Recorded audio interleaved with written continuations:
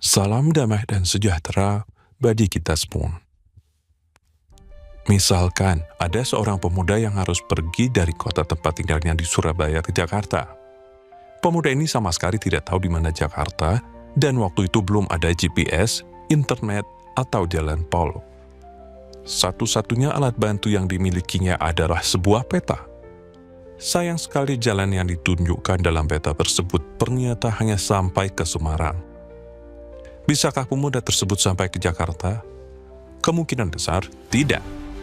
Meskipun peta itu sudah betul mengarahkannya ke barat, namun dengan mengikuti petunjuk peta itu, ia pasti tidak akan pernah sampai ke Jakarta. Ia telah menggunakan peta yang salah, menipu dan menyesatkan. Nah, sekarang mari kita gunakan kisah tadi dalam konteks ibadah puasa dan Idul Fitri. Dalam Al-Quran, Allah memerintahkan demikian.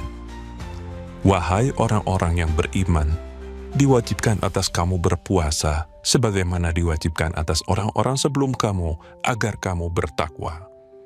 Al-Baqarah 183. Jadi, kepada Muslim diperintahkan untuk berpuasa dengan tujuan agar mereka menjadi orang-orang yang bertakwa, atau orang-orang yang taat dan dekat dengan Allah. Tujuan puasa untuk menjadikan manusia yang lebih baik ini semakin dipertegas dengan dirayakannya Idul Fitri sebagai hari kemenangan setelah Muslim menjalani ibadah puasa sebulan penuh. Fitri berasal dari kata fitrah. Idul Fitri berarti merayakan kembalinya manusia pada fitrahnya, yaitu kembali seperti bayi yang baru dilahirkan.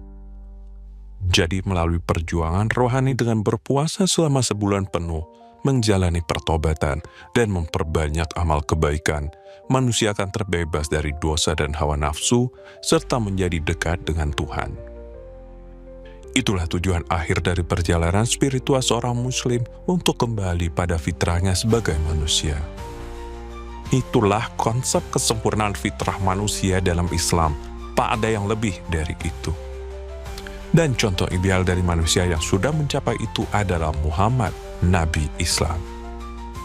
Sungguh, pada diri Rasulullah benar-benar ada suri teladan yang baik bagimu, yaitu bagi orang-orang yang mengharap rahmat Allah dan kedatangan hari kiamat, serta yang banyak mengingat Allah. Al-Ahzab ayat 21. Tapi benarkah bebas dari dosa dan hawa nafsu serta dekat dengan Tuhan adalah fitrah manusia yang sesungguhnya? Itukah tujuan akhir dari perjalanan spiritual manusia? Tidak adakah yang lebih baik dari itu? Mari kita bandingkan dengan ajaran iman Kristen. Dalam khutbah di bukit, Tuhan Yesus berkata, "Karena itu haruslah kamu sempurna, sama seperti Bapamu yang di sorga adalah sempurna." Matius bab 5 ayat 48. Dalam ajaran iman Kristen, manusia tidak cukup hanya bebas dari dosa dan hawa nafsu, serta dekat dengan Tuhan saja. Jauh di atas itu semua, manusia dituntut untuk menjadi sempurna seperti Tuhan. Ini tuntutan tertinggi yang dapat diberikan pada manusia. Tidak mungkin ada tuntutan yang lebih tinggi dari ini. Tapi apakah tuntutan ini realistis? Mungkinkah manusia menjadi sempurna seperti Tuhan? Ternyata hal tersebut mungkin, dan Tuhan Yesus sudah mengajarkan caranya. Jikalau engkau hendak sempurna, pergilah, juallah segala milikmu dan berikanlah itu kepada orang-orang miskin, maka engkau akan beroleh harta di surga. Kemudian datanglah kemari dan ikutlah aku. Matius bab 19 ayat 21. Itu adalah satu-satunya teks dalam seluruh kitab suci yang mengajarkan manusia untuk menjadi sempurna. Yesus Kristus Sang Putra Allah sendiri yang mengajarkannya karena memang hanya Dia yang mampu mengajarkannya, bukan nabi-nabi lain. Sesungguhnya di dalam perkataan tersebut terdapat rahasia langkah-langkah sistematis untuk meraih kesempurnaan seperti Tuhan, sebagaimana yang telah dituntut oleh Yesus sendiri. Matius bab 5 ayat 48. Langkah pertama terungkap dalam kata, pergilah. Kata ini mengingatkan kita pada perkataan Yesus kepada perempuan yang kedapatan berzina dan hendak dihukum rajam. pergilah dan jangan berbuat dosa lagi mulai dari sekarang. Yohanes bab 8 ayat 11. Yesus meminta perempuan itu pergi dari hidupnya yang lama dan penuh dosa untuk berpaling pada Tuhan. Jadi langkah pertama untuk menuju pada kesempurnaan itu tidak lain adalah pertobatan atau metanoia. Tidak ada perjalanan spiritual yang otentik jika tidak dimulai dari pertobatan. Langkah yang kedua terungkap dalam kata, jualah segala milikmu. Makna dari perintah untuk menjual segala harta milik bukanlah berarti kita dilarang memiliki harta benda apapun untuk menjadi sempurna. Yesus dan para rasulnya jelas punya uang yang cukup banyak sehingga harus menunjuk Yudas sebagai bendahara. Yang dilarang adalah memiliki keterikatan pada keduniawian. Tidak hanya keterikatan pada harta duniawi, tapi juga pada kekuasaan, kesenangan, kenikmatan ragawi, dan lain-lain. Jadi inti dari langkah yang kedua ini adalah penyangkalan diri atau kita menyebutnya sebagai kenosis.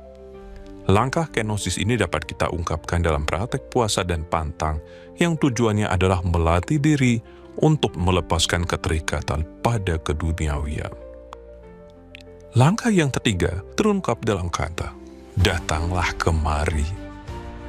Makna dari perintah ini adalah datang pada Yesus dan tinggal bersamanya. Atau dengan kata lain, bersatu dengan Tuhan. Ini seperti yang dikatakan Tuhan dalam Injil, supaya mereka menjadi satu, sama seperti kita adalah satu.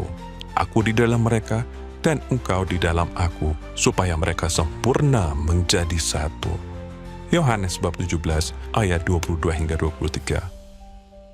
Langkah yang ketiga ini kita sebut sebagai komunio. Melalui langkah yang ketiga ini kita datang kepada Tuhan agar Dia selalu hadir dalam hidup kita, menguduskan kita, dan menjadi sumber kekuatan kita untuk menjalani langkah yang terakhir. Selanjutnya, langkah yang keempat atau terakhir terungkap dalam kata, ikutlah aku. Ini adalah langkah yang terakhir dari keempat langkah sistematis untuk meraih kesempurnaan. Langkah terakhir itu adalah mengikuti teladan Yesus Kristus atau menjadi seperti Yesus Kristus. Karena Yesus Kristus adalah Tuhan yang menjadi manusia, maka dengan hidup mengikuti teladan Yesus, kita akan menjadi seperti Tuhan. Langkah keempat ini kita sebut sebagai imitatio. Inilah puncak dari perjalanan spiritual manusia untuk meraih kesempurnaan. Jadi, langkah-langkah sistematis untuk meraih kesempurnaan menurut ajaran Yesus Kristus adalah metanoia, kenosis, komunio, dan imitasio. Untuk membantu kita memahami keempat langkah ini dengan lebih baik, kita akan melakukan reverse engineering atau rekayasa terbalik. Sebelum inkarnasi Yesus, manusia tidak dapat mengetahui seperti apakah Tuhan itu. Maka perintah untuk menjadi sempurna seperti Tuhan adalah perintah yang mustahil. Tapi setelah inkarnasi Yesus segalanya berubah. Inilah kata Yesus, barang siapa melihat aku, ia melihat Dia yang telah mengutus aku. Yohanes bab 12 ayat 45. Kita dapat melihat Tuhan dalam diri Yesus Kristus yang hidup sebagai manusia. Karena Yesus adalah Tuhan yang hidup dalam rupa manusia, maka dengan menjadi seperti Yesus Kristus atau meneladani hidupnya, kita juga menjadi sempurna seperti Tuhan. Ini adalah tahap imitasio. Tapi bagaimana kita dapat menjadi seperti Yesus? Manusia dengan segala kelemahannya tentu tidak dapat meneladani Yesus Kristus atau menjadi seperti Yesus Kristus hanya dengan mengandalkan kekuatan manusiawinya sendiri. Manusia membutuhkan kekudusan dan rahmat adikodrat yang berasal dari Tuhan agar dapat menjadi seperti Yesus. Untuk itu Tuhan Yesus sudah memberikan kuncinya. Barang siapa tinggal di dalam aku, dan aku di dalam dia, ia berbuah banyak. Sebab di luar aku, kamu tidak dapat berbuat apa-apa. Yohanes bab 15 ayat 5. Jadi kita dapat memiliki segala sesuatu yang kita butuhkan untuk menjadi seperti Yesus Kristus kalau kita bersatu dengan Dia atau hidup bersama Dia. Ini adalah tahap komunio. Lalu, bagaimana kita dapat bersatu dengan Tuhan atau hidup bersama Tuhan? Kita tidak dapat bersatu dengan Tuhan jika kita masih melekat pada berbagai keinginan duniawi. Manusia tidak dapat mengabdi pada dua tuan, ia harus memilih salah satunya. Dengan demikian kita dapat hidup bersatu dengan Tuhan jika kita mampu membebaskan diri dari segala keterikatan dan keinginan pada hal-hal duniawi. Jadi kunci penting untuk dapat bersatu dengan Yesus Kristus adalah penyangkalan diri. Ini adalah tahap kenosis. Dan sebelum kita dapat menyangkal diri, kita harus mengawalinya dengan menyangkal dosa-dosa kita melalui pertobatan serta berbalik kepada Tuhan. Ini adalah tahap metanoia. Di dalam gereja Katolik, semua sarana untuk menjalani seluruh tahapan menuju kesempurnaan itu sudah tersedia.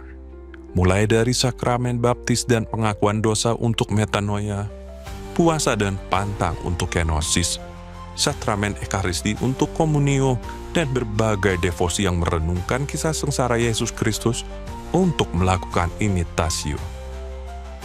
Bagi orang Katolik, jalan menuju kesempurnaan itu terbuka, sehingga setiap orang Katolik yang mengikuti jalan itu dapat meraih kesempurnaan. Sebaliknya dalam Islam, tahap-tahap itu tidak tersedia seluruhnya. Sebaik-baiknya orang mendalami Islam, ia hanya akan sampai pada tahap pertobatan atau metanoia dan penyangkalan diri atau kenosis. Bahkan segala amal dan perbuatan baik yang diperintahkan dalam Islam hanyalah bagian dari upaya untuk mendekatkan diri pada Tuhan, tapi tidak sampai pada tahap persatuan. Tak ada satupun ulama Islam yang mengajarkan bahwa amal perbuatan baik dapat membawa manusia pada persatuan dengan Tuhan. Dengan demikian, tahap persatuan dengan Tuhan atau komunio dan menjadi seperti Tuhan atau imitasio tidak mungkin didapatkan dalam ajaran Islam. Kesimpulannya, sampai kapanpun, seorang Muslim mustahil dapat mencapai tahap kesempurnaan seperti Tuhan. Mungkin saja ada kelompok sufi tertentu yang mengaku dapat mengajarkan seseorang untuk sampai pada tingkat persatuan dengan Tuhan. Ini tentu perlu dipertanyakan, persatuan dengan Tuhan yang mana yang dimaksud.